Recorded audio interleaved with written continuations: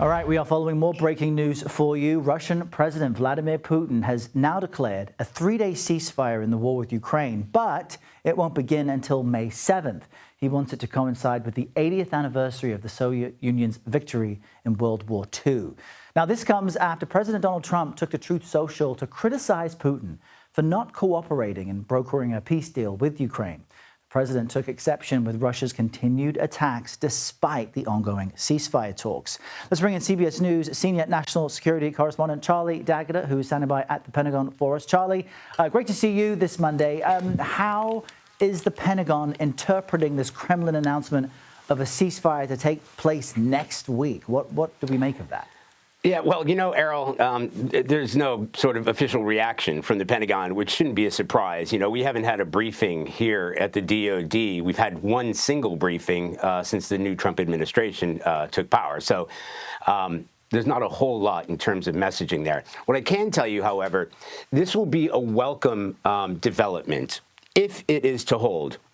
Because it was only a couple of weeks ago, Easter time, that both sides had announced a sort of 24-hour ceasefire in order to mark Easter. Hundreds of violations, again, on both sides. And when I've been there in the past in Ukraine, when the Kremlin has had sort of a unilateral ceasefire announcement, it hasn't lasted even for a number of hours. So it'll be interesting to see if something comes out of Kyiv, to see if they intend to match that as well, at least in tone and gesture, because the official line out of the Pentagon, Secretary Hegseth, it's the same as it's coming out of the White House. They want to stop the killing. So even if that's temporary, it shows a level of restraint, and anything that can stop the killing even temporarily, even if it's a gesture from the Kremlin, it does show a bit of accommodation and a bit of wiggle room, a bit of reason to be positive about the conflict there. Yeah, and I guess for Ukrainians, they'll take any glimpse of a potential ceasefire they can get. Charlie, I also want to ask you about the deadly airstrike the U.S. launched in Yemen. We've discussed that over the past few weeks. This apparently killed dozens. What more can you tell us? Yeah, so once again, no official announcement from the Pentagon, other than they're looking into the reports, and we can't independently verify it ourselves. But the Houthis say an airstrike on a migrant detention facility killed at least 68 people, mostly African migrants, according to reports and images that we've seen from the armed group's television channel. The group says the detention center was holding 115 African migrants when it was struck at least 4 times. That was just before dawn.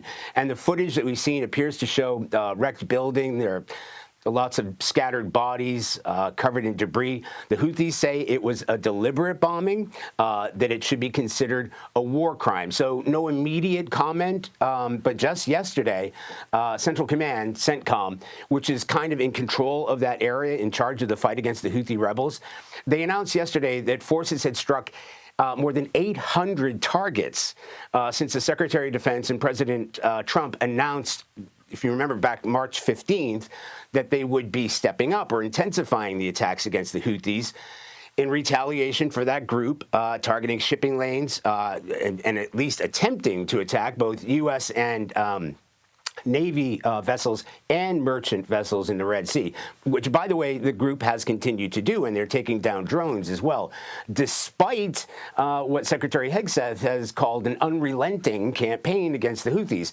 But in that CENTCOM statement, they say the offensive has killed hundreds of Houthi fighters and numerous Houthi leaders.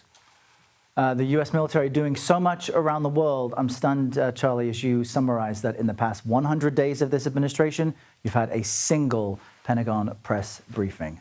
Charlie D'Agata, we appreciate the update. Thanks so much. Thank you.